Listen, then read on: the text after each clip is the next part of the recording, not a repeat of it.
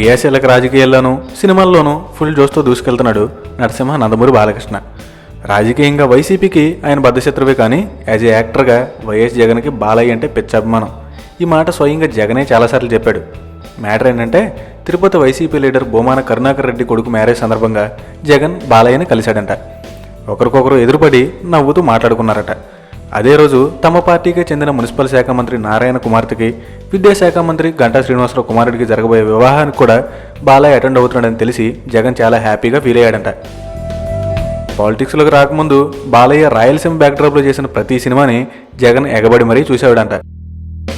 దాసరి నారాయణరావు, చిరంజీవి, రాఘవేంద్రరావు, మోహన్ బాబు లాంటి సెలబ్రిటీలు వచ్చిన ఈ మ్యారేజ్లో Balayya Jagan talk center of attraction అయ్యాయంట. మరి బాలయ్య మజాక.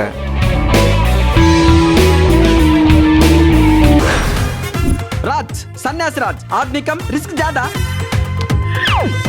యాపని చేయకుండా గాలికి తిరుగుతాంటే ఈయన హీరోగా పెట్టి సినిమాలు ఇచ్చామని తీసుకొచ్చిన మహేష్ బాబులో ఉన్న నన్నే కామెంట్ చేస్తున్నారంటే ఇంకా సంపూర్ణేష్ బాబుకు డూప్ లో ఉంటావు నిన్ను వదలతారంట.